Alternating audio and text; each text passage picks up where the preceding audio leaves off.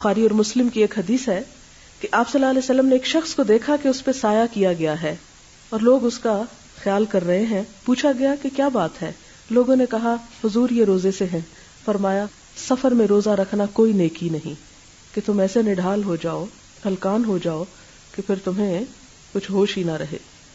ایسا نہ ہو کہ ایک فرض کی ادائیگی دوسرے فرض سے تمہیں روک دے. ایک دفعہ ہم نے بھی ایسی حماقت کی.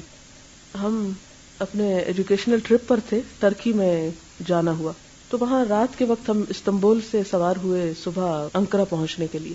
تو ہوا یہ کہ ہم نے سوچا کہ سارا دن تو ٹرین میں بیٹھنا ہے تو بہتر ہے روزہ ہی رکھ لیں، ایسے ہی قضا ہو جائے گا. تو ہم نے روزہ رکھ لیا. سارے دن کے سفر کے بعد افطار سے کوئی آدھا گھنٹہ پہلے ہم ہوٹل میں پہنچے. جب وہاں پہنچے تو اتنا تھک چکے تھے کہ سو گئے. ایسا سوئے کہ عشاء بھی لیٹ جا کر اٹھی اور ہماری آنکھ کھلی. اس میں مغرب کی نماز بھی گئی، اس میں روزہ بھی بہت دیر سے کھلا. تو اس وقت یہ بہت شدت سے احساس ہوا کہ جب اللہ تعالیٰ نے ایک رخصت دی ہے تو اس سے فائدہ کیوں نہیں اٹھایا جائے. وہ نماز قضا کر دینا زیادہ برا ہے بنسبت اس کے کہ انسان ضرورت کے تحت روزہ چھوڑ دے. مسند احمد کی ایک روایت ہے ابن عمر اور حضرت جابر سے کہ جو شخص اللہ تعالیٰ کی رخصت کو قبول نہ کرے، جو شخص اللہ کی رخصت کو قبول نہ کرے